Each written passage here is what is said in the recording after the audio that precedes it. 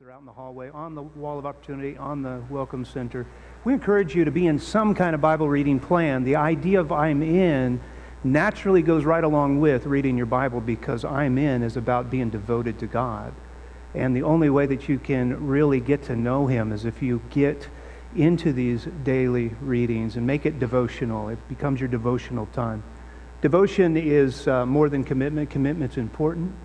But devotion is taking it a step further. Devotion goes beyond commitment. Commitment is about, duty, I ought to, and that's all good, and it needs to be there. We've made certain commitments in life. We need to keep those commitments. But devotion is what keeps those commitments, not just keeps them, but makes them something that you're passionate about, because devotion comes from your heart. It comes from a love and a desire to do it. You know this is true if you have a team that you're playing for. You may have played when you were in high school. For some of you, you got to think way back. When you played back then, for some of you, you're right there, you're in it, you're doing it. You know the difference between commitment to the team, I got to show up because I'm part of the team, and wanting to be there, wanting to be a part of it, wanting to create that winning environment, wanting to be a part of something bigger than yourself. That's what God wants from us.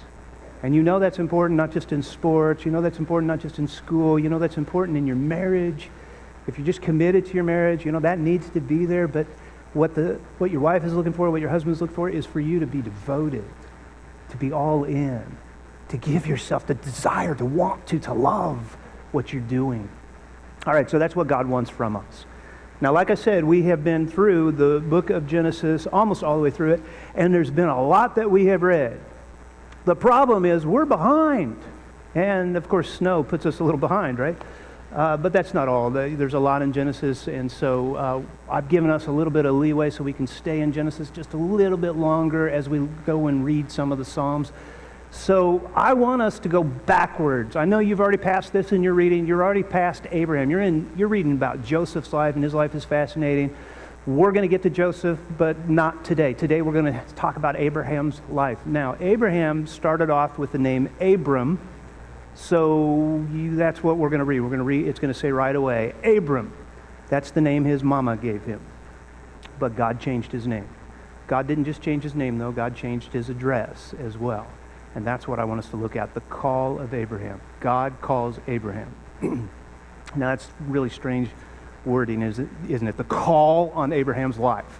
Does that mean that God picked up the heavenly phone? What color do you think the heavenly phone is? Is this like the red bat phone, you know? God called Abraham. Of course, there's no phone involved. And you know you can call somebody out loud, right? You don't need a phone to call him, hey, Abraham. And yet, God's calling on Abraham probably wasn't that way either. It was, according to the biblical record, it was an audible voice. But there are callings on people's lives that are not audible from God. In fact, when I was called to the ministry, it's a fascinating story. We can talk about it sometime. But there was no audible voice. It was profound. I have absolutely no doubt that God called me into the ministry. He did not pick up the phone, and He did not say, hey, Jeff. But I feel like, man, I can't miss that. That was God telling me, yeah, that's what I want you to do. So that's what a calling is. We're going to look at Abraham's calling. Abraham was called by God. Here's what it says. The Lord had said to Abram, that's before his name got changed, leave your country, your people, and your father's household, and go to the land I will show you. So Abraham is called to leave everything behind. He cannot keep anything that he is familiar with. He can take certain things with him, but he cannot stay with his father's house. He can't stay in his land. He can't even keep his old identity. His name's going to be changed. He's not going to keep his own ethnicity in a sense. I mean, he's always going to be out of the Semitic people group from the land of the Chaldeans, but he is never going to go back to being that Chaldean. He is going to be a new people group. God is calling him to go, in a sense, on a mission trip. Only this particular mission trip, we have a missions meeting this afternoon, and it's one of those that you don't want to forget about. It's mandatory. Our new youth minister is telling us it's mandatory. You cannot go on the trip unless you're there. He's putting his foot down. This mission trip is temporary, right? My daughter is coming back. Okay, that's the plan. Good. Abraham's not coming back. He's like one of those long-term mission trips, like forever type mission trip. He's going to a foreign land. He's never been there. He's never seen it. This is his calling. Now, when I read about Abraham's calling, it brought up some memories for me. It brought up some memories that weren't so pleasant because I'm sitting in a church service. It's a evening service, and I'm sitting with my friends because we all kind of sat together, and we're listening to this missionary, and I can't tell you where he's from. I don't remember. It was a long time ago, but I know he's from Africa. I just don't remember which country in Africa. And he's doing his slide projector thing, which I don't know if you've ever sat through a missionary slideshow. They're long, really long. And they're not exactly exciting because a lot of the same scenery shows up, and there's this kid and there's this woman and this is her story, and we're watching, we weren't like passing notes or anything too obvious. We were just doing our thing, and he's telling his stories and the projector's going and doing its thing. Do you guys remember the old projectors that went click clink, click clink, click clink, right? Only I did that way too fast, didn't I? Click clink, click clink, and you're like, and of course there's always the little hair that's on the lens, right? Or the slide's upside down, or the slide's missing, or it gets jammed. Okay, you've all been there. If you're laughing, you've been there, So mission story, that's not really the part that kind of freaked me out. It was when he was done, because he did say some interesting things, and I did, as I was sitting there, think, oh man, this guy is really, really dedicated. This guy is really, really in. I didn't have this terminology back then, but that's what I would have thought, that kind of idea. And yet, in my life, I came to realize that maybe I'm not. Maybe I'm not so much in. And although, when I was younger, I always loved Jesus, and my grandma would always talk to me about Jesus. And when I got older, my sister took me to a youth group, and that was really foundational for me, formative for me. And as I went to that it was a Wednesday night youth group that I met, and I didn't go to church right away, but then I started going to church. I'm getting more in, right? Then a buddy of mine sat down and explained baptism to me, and nobody had ever done that. Nobody had ever actually sat down and explained what it is. And he's showing me scripture. I'm like, I need to get that done. He's like, yeah. And so I got baptized that weekend, and it was amazing. And I cried. I don't have a problem sharing that I cried. I do have a problem sharing that I cry during Hallmark movies, but so does Roger. Roger, you cry too, don't you? Just a little bit? Come on. Roger's not going to tell me. All right, so I just shared with you. I mean, I just do this, and my wife thinks I got something in my... No, she doesn't. She knows. So I cried when I was baptized.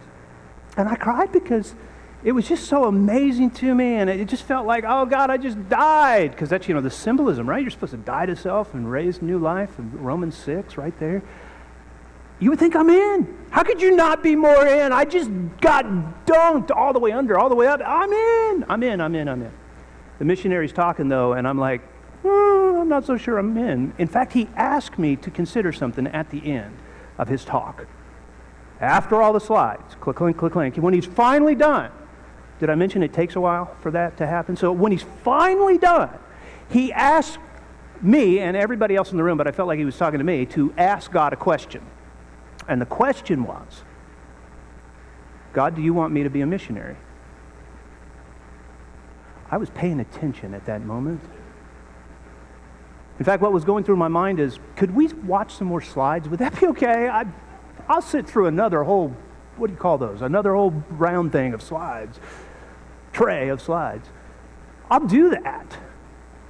I didn't want to go on the mission field. I didn't want to ask God that question.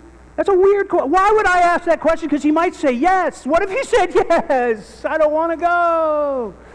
I was getting nervous in my seat. Am I not a real Christian because I don't want to go? I mean, this is tough. And do I pray the prayer? Do I not pray the prayer? Listen.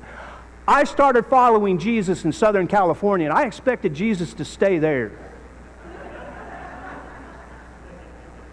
Can I do beach ministry? Would that be okay? I mean, there are a lot of surfers. Dude, they need Jesus. I've seen how they live. They need Jesus. I did actually pray the prayer.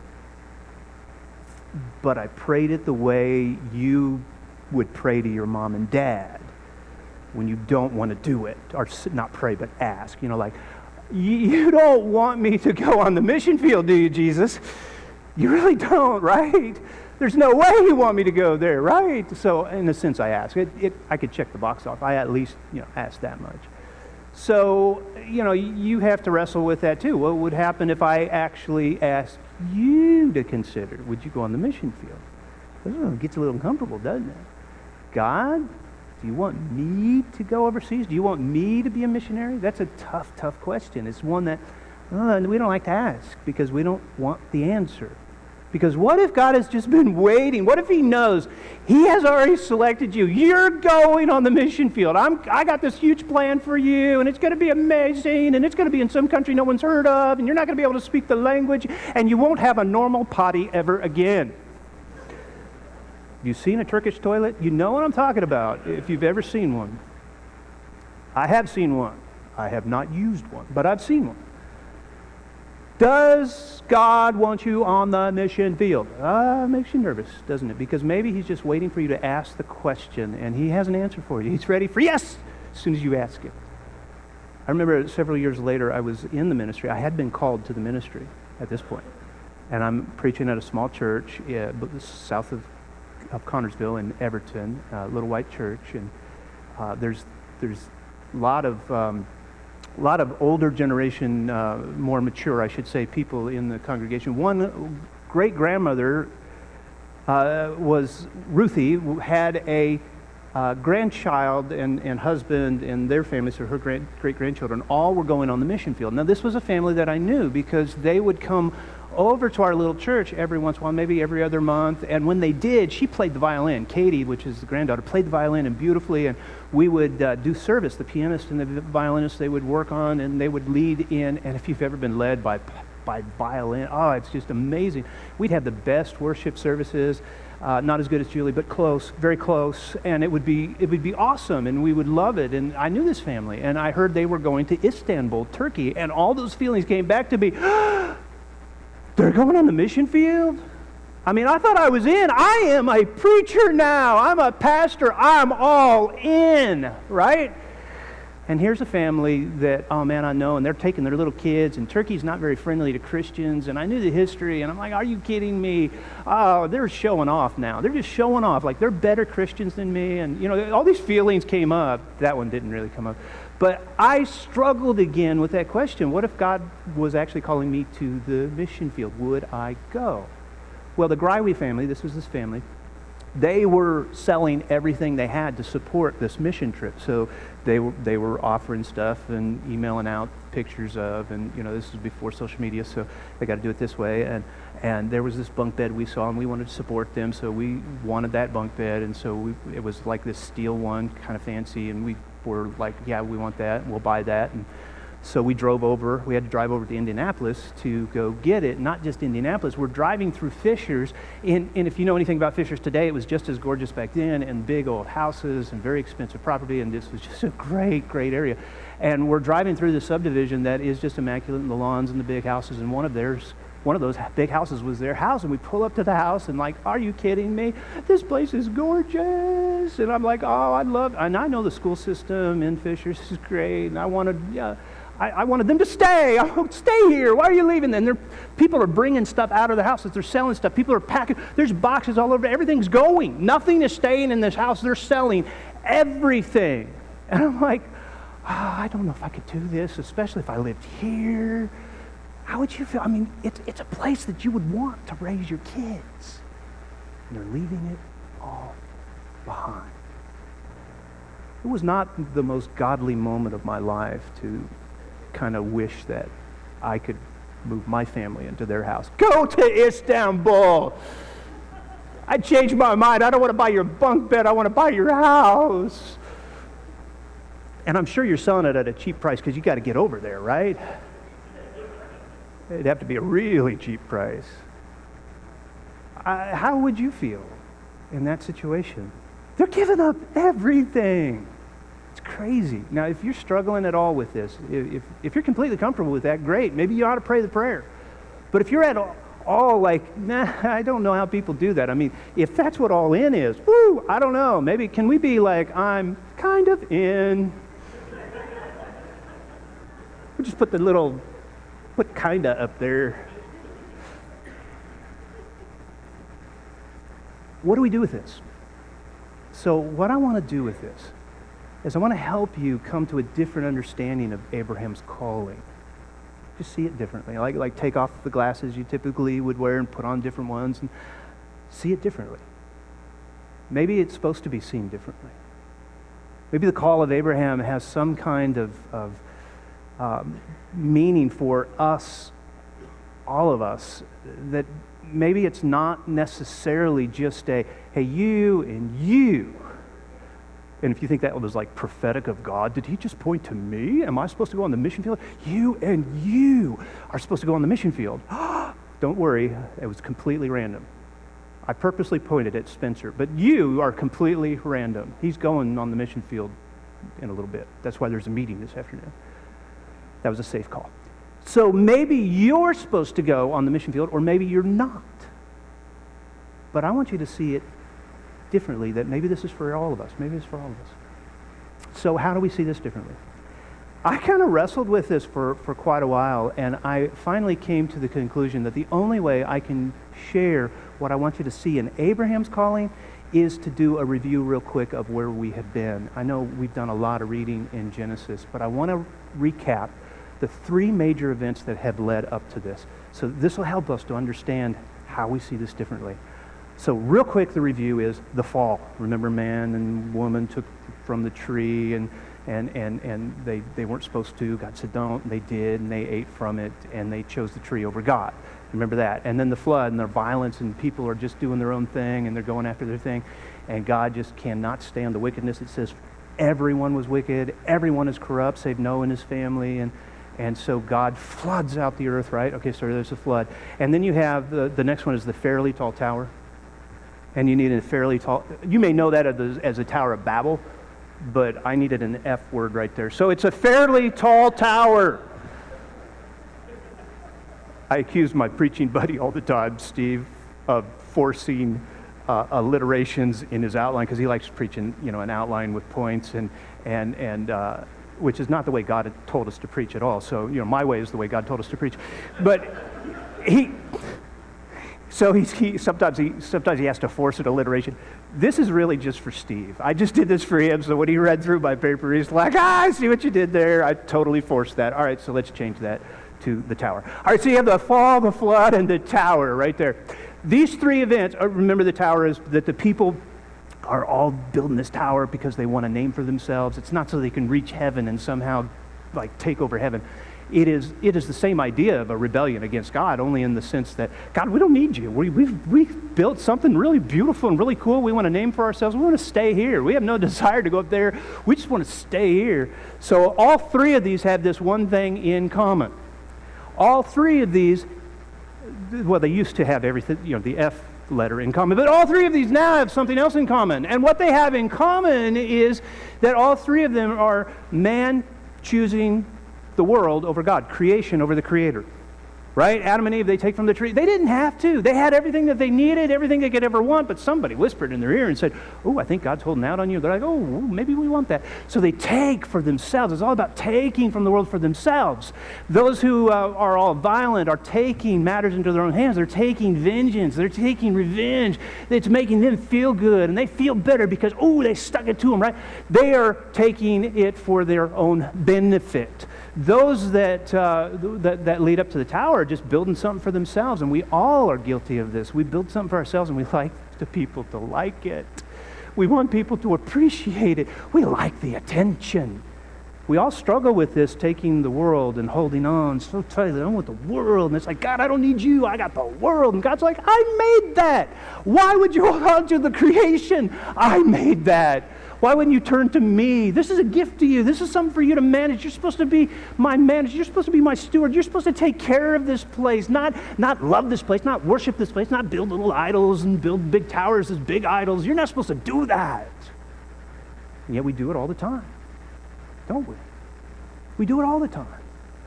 And so what does God do in response? Well, to each one of these, he does basically the same thing. He says, you want to hold on to this world? I'm going to rip it out of your hands. You can't hold on to it any longer. Oh no, I love this world. I got to have this world. I will rip it out of your hands. So that's what he does. He kicked them out of the garden. He washed them away, not just washed their hands of their blood, he completely washed them away. And in the tower, he confused their language and scattered them over the face of the earth. He said, you will not be able to stay where you're at. You cannot stay in your hometown, your homeland. You're gone. You hold on to it, I'll rip it out of your hands. So that right there is the backdrop to Abraham's calling. That right there is the backdrop, and it is in this sense, because I think this is fascinating. We tend to look at all three of these events as something that God is cursing. It's punishment. Isn't that true? I mean, come on. It looks like punishment, right? It has to be punishment. And it is. I mean, really. The man and woman kicked out of the garden. The world flooded. The tower, people scattered in different languages. And we're still suffering from the different ethnicities in this world, because when the church comes in, we're supposed to be one. And the church is red, yellow, black, and white. God loves all the children of the world. That song, remember when you were little?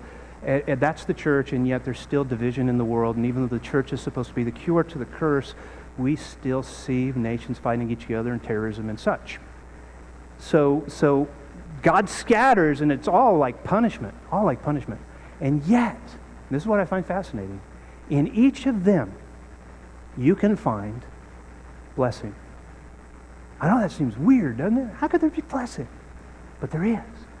In fact, take the middle event. Think about the flood.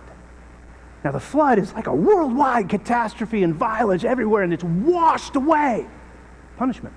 Definitely punishment. And yet, in the midst of this storm, God tells one man, Noah, to build an ark, and build it in such a way that there's a covering on top so that it's completely encapsulated, because when the storm comes, it's going to be like a storm you've never experienced before. The springs under the earth are going to burst forth, storms and lightning, and you will never, ever experience something like this ever again. And the boat is going to be more underwater than it is above water as it continues to float to the top, and it's just bombarded. But God is going to encapsulate his one family, and he's going to save them. Now, he saves them literally because the people are violent and wicked, and he saves them because it's washed away. Saves them from the violence coming upon their family and from the influence that those who are violent would have upon them, because the world continually tries to pull at them. But he also saves them, literally again, their life through the flood. And that's why Peter in the New Testament uses the flood to talk about baptism, and it's a beautiful picture. Flood, only a few people, Noah and his family, 8 in all, were saved through water. And this symbolizes baptism that now saves you also. So Peter just goes back and he says, look, they were in the water and they were saved through the water in the same way. This is what happens in baptism. And then he clarifies so that we don't think that there's something magical about the water. He says, oh, no, this is how it works. Not the removal of dirt from the body, but the pledge of a good conscience towards God. So it's you saying, I'm not perfect, I'm not good, I'm a sinner, but I want to live for you. And so I want to die to self and live for you. It saves you, he says, by the resurrection of Jesus Christ. Only Jesus on the cross could save you. We have to get that. We have to understand that. And so, even in this flood, there's this idea of salvation, a blessing from God. Humanity itself is saved. Go back to the garden and think of Adam and Eve, and you're like, no, that's punishment. They can never go back to the garden. The garden is a beautiful place. There's a tree of life there. They can live forever.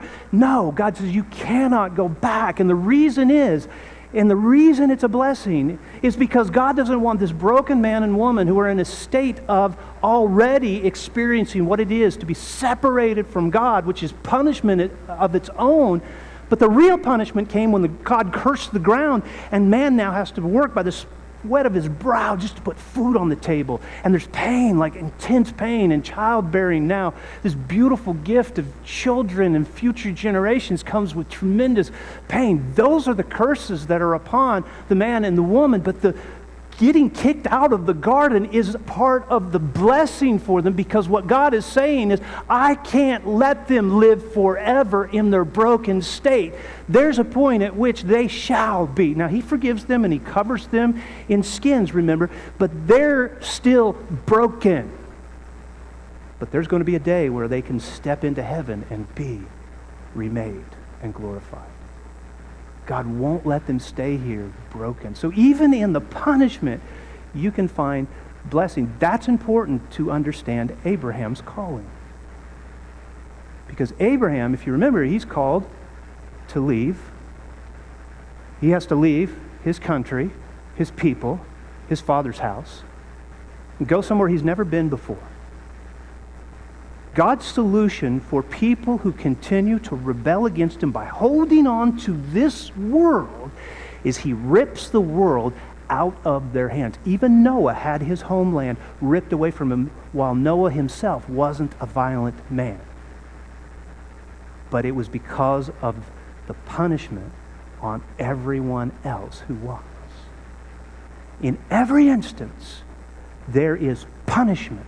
God rips it out of their hands because we want to hold on so tightly. We want this world. We want this world. We want this world. God, I don't need you. I can build this myself. He rips it out of their hands. But when he calls Abraham, we aren't told a single thing that Abraham did wrong.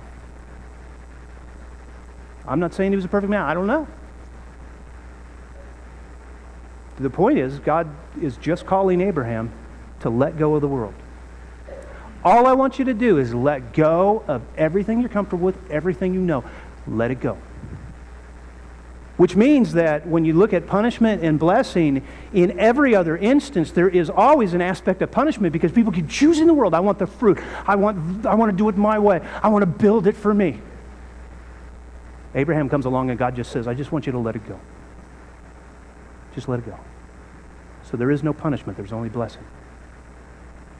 And this is the change in thinking. I want you to consider Abraham's call to go to a place he has never been before, not as a punishment, because that's the mindset we all have. Oh, God is punishing Abraham. That must be so terrible. And yet God says, no, you don't understand.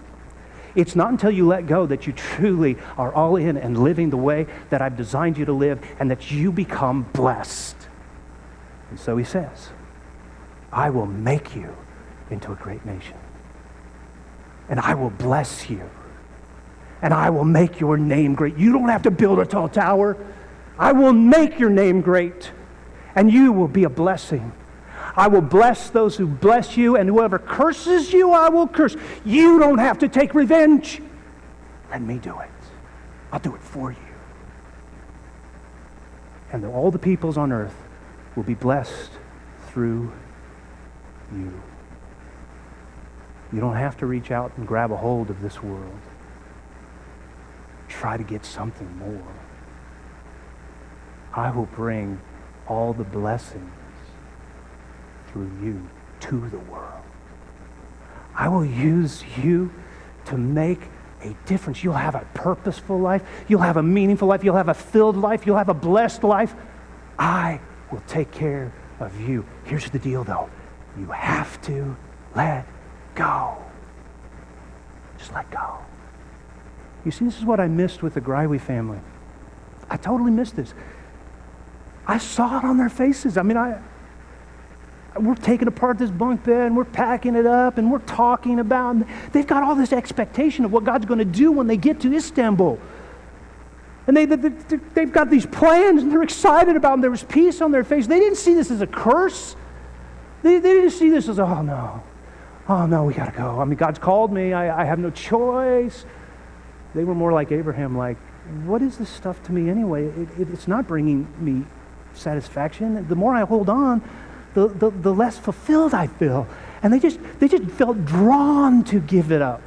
It's the difference between being committed to God. Okay, I'll give it up because I'm committed to you and I got to do it, to that whole idea of devotion. God, I am just going to wait and see what you do with this when I give this up. You're going to work through me. You're going to use, I'm going to be purposeful and meaningful at the first time in my life. I missed all this. I didn't really, I mean, I saw it and I heard it in the words they were saying, but it didn't register right away because all I was thinking about was me. How would I feel? How would I do this? Oh, I don't want to give this up. Oh, imagine raising my kids here. And all they could think about is, how could we get rid of this quicker? You know, the sooner this is out, the sooner we could get there and we could do our ministry. They were excited. Now, I imagine at this point, you're probably squirming in your chair just a little bit. Okay, so if what Jeff is saying is I'm supposed to like go on the mission field to actually have a purposeful, meaningful life, and I don't know if I want to do that. If you're like, okay, Jeff's going to ask me to pray that prayer, God, do you want me to be a missionary? I'm actually not going that direction. Here's the reason why. I believe you already are a missionary. I believe we all are. We're all on mission for God. We're to live life with Jesus in community, on mission. We're missionaries. We just don't understand what that means. A missionary is one who is sent away, like Abraham was sent away. He said, God said, go. And Abraham said, you realize Abraham never complained? He never argued with God. Well, God, I don't know. This seems like really a hard thing. You want me to leave my home and you're going to bless me and the whole world through me? Oh, I don't know. Could we do a pros and cons list on this one? He just goes. And he's okay with it. Because he recognizes the blessing far outweighs what's being given up. And the Grively family, it cost them. We know it cost them. But the blessing far outweighed what it cost. So he goes. So I'm not asking you to pray that prayer because I think you're already a missionary. Why would I ask you to pray, God, do you want me to be a missionary? You already are one. Here's the deal. What God is asking of you is harder than changing addresses. What I'm asking of you is harder than changing addresses.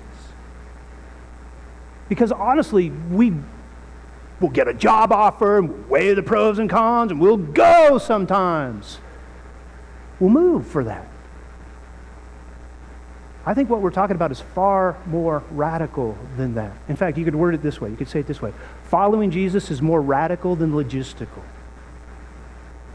I was so scared of leaving what was comfortable and familiar to me. I didn't want to leave. And what I missed in that Sunday evening talk was a call upon my life to let what I'm holding on so tightly go. Don't you see? That's exactly what Jesus came preaching. You are holding the world too tightly. I can't use you until you let it go. There's hard passages in the Bible, like a man wants to follow Jesus, but he says, let me first go bury my father. And Jesus says, no, let the dead bury the dead. Was Jesus that insensitive? No.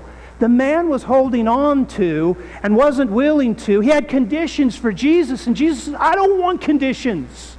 I want you to recognize what's in the grip of your hands, because whatever that is, you're holding on way too tightly. You are placing that higher than God, and it's preventing the blessing I want to pour through your life. Because I do want to use you as a missionary. It may be here, it may be overseas, but I can't if you hold on so tightly. You have to let it go. Think about the things that Jesus did say. If anyone would come after me, he must deny himself. Deny himself. That sounds like letting go. And take up his cross and follow me. If whoever wants to save his life will lose it. You hold on to it, you're going to lose it. It'll be ripped from your hands. But whoever loses his life for me will find it. Remember this passage from Luke 14? By the way, I don't want you to ever forget Luke 14. If anyone comes to me and does not hate his father and mother, his wife and children, his brothers and sisters, yes, even his own life, he cannot be my disciple. Hyperbole speech, we get that. But do you realize what he's saying? You're holding on to you and your image. You're holding on to your family as more important than me. You're holding on to everything that you have invested your love and your life in. And so he rocks their world by saying, hate it. Like, I can't. He says, yeah, you can. Because you'll lose it all if you don't. It's not hate literally. We're to honor our mother and father, and we are worse than an infidel if we don't take care of our family first. I mean, there's all these passages, right? He's saying you're holding on, like that's your identity, that's your worth, that's where everything is at for you. Remember the man who held on to his stuff? Jesus looked the rich young ruler in his eyes and said, go sell everything you have and give to the poor, and you'll have treasure in heaven. Then come follow me. And the rich young ruler was, I can't. And he walked away. And Jesus actually weeps in that moment for that man. He feels bad for him because he knows all that he gave up. I mean, he's walking away with his hoards, right? All of his treasures, and Jesus is looking at him going, oh, it's so sad what he's giving up. He's not giving up, he's holding on. Jesus is like, yeah, he's given up all the blessing that I want to pour out through his life. I could use him for so much glory. That's what happens when we hold on so tightly. And so the challenge for us is to ask ourselves, what is it that we are holding on to too tightly? What is it that captivates us? What is it that holds our attention? What is it that is always on our minds? What is it that we find in the grips of our hands? What is it that we're willing to give everything else away but this? And you may be thinking, oh, Jeff, but no, I'm too old to give up anything at this point. I have been through so many seasons of life, and this message must be for the younger generation. You realize that Abraham was 75 years old when God said, let go and go where I show you? So if you're 76, you're fine. But if you're 75 or under, you must go. And that means letting go. People say all the time, well, I could give up that anytime. And then they don't, right? For each of us, it may look different. For the rich young man, it was possessions. He had to let go of his money. For those who place family higher than God, they have to let go of their family. I don't know what that looks like. I don't even know how to do that. I just know that a change of heart has to happen. And maybe you have noticed that it is happening in you when you will place priority of how you spend your time for your kids versus how you spend your time for God. Maybe that's a good indicator. Maybe that's a good place to start. Maybe for you, it's what you do when no one else is up, when you're on your phone or at your computer. Maybe what you need to let go of is the pornographic images that you keep looking at, that you shouldn't do. And you know it, and you feel guilty, but you've never done anything like found somebody who will help you. You've never found somebody to confide in, because the truth will set you free. You will be amazed when you admit, here's what I struggle with. Then you actually have a plan for letting it go. Up till that point, you're fooling yourself, and you kind of know it because you keep justifying your wrong behavior. Letting go is something that has to be intentional, and it's something you oftentimes can't do on your own. In fact, I wouldn't recommend that you just let go of your job, let's say, without consulting a good Christian friend and saying, okay, here's the reason why I feel like I need to let go of this job. You need wise counsel. You need accountability. You need someone to walk through this with you. And if you're like, oh, Jeff just gave me a reason to just walk away from my marriage, I did not. I did not. You need to come to me. You need to come to Spencer, one of the elders. You need to find somebody that you trust and share your struggle with. And if you think you're going to surprise me by the thoughts that are going on in your head, oh, no, you're not. Not only do I hear these conversations a lot, you'd be surprised by the thoughts that go through my head. What we need to do is just get real honest with each other and say, all right, I need to fix this thing in my marriage called devotion, because all I got right now is commitment, and it's kind of thin as a thread. And I'm thinking that Jeff is just giving me permission to walk away. No, I'm not. I'm giving you permission to go all in and get devoted to your wife and get devoted to your husband and figure out how to do that. And there's others in this church who have been through that, that'll walk through it with you. And they'll help you. Sometimes what you have to let go is your own wants and own desires, not your wife or your husband. And you need to figure out a way to change them.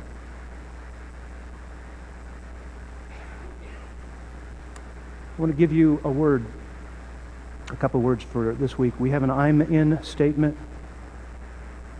And the I'm in statement is something that you write actually in your book. You can write it in your bulletin in that sheet and then transfer it. I don't have it in here yet, but we have the I'm not finished for the first week. I'm needy. I'm a sinner. For this fourth week, I want you to write in I'm a missionary. Because I want you to see mission work totally different than you do. Mission work is about what is it that I'm willing to give up for Christ? What is it that I'm willing to walk away from so that I truly can follow Him wherever He leads me? And if that is here in Indiana, of all places, California, where I grew up, you realize that if I had actually gone to Africa, I'd have better weather than I do in Indiana? God has got a tremendous sense of humor. What you have to do, though, is not say, God, where do you want to send me? You have to start with, God, what do you want me to let go of? And so that's my prayer for you, that you'll prayerfully consider what it is that I'm holding on to tightly that I must let go. Now, maybe for you, it's I've never let go of myself. I've always tried to do it on my own. I'm that guy that's reaching and I don't need God. And I'm going to ask you to consider just giving yourself up this morning. What that's going to require is it's going to require you stepping out of your row and coming up here and giving your life to Jesus. And I'll walk you through how you do that. You don't worry about the details. Just if you feel God calling your heart, if you're like, I got to go, don't resist Him. Just come up here and give yourself away. If you need to rededicate yourself, that's what this moment is for. We give an invitation for you to do something with what God is challenging you with. If you've got one of those sins that you just keep holding on to and you just know you've got to let go, or maybe it's a diversion, it's maybe not in the category of sin, but it certainly is stealing you from God. You're placing some priority higher than God. You want prayer from the church, this is your time to come up and say, okay, here's what I'm struggling with. I need help. We would love to pray with you, and you'll be so surprised. There'll be so many people that will surround you in prayer because they're struggling with it too. This is your invitation. I invite you to come. Let's stand. We're going to pray. The team is going to lead us in a song. As they're singing, you just come. Father God, we love you so much. And we love that you don't give up on us. We love that you have such deep passion for us. Even though our passion is like a pilot light, yours is a flame. I pray that you will continue to call upon our hearts, continue to work in our lives, continue to draw us to you, continue to help us release what we're grabbing onto in this world way too tightly. And I ask for it in Jesus' name.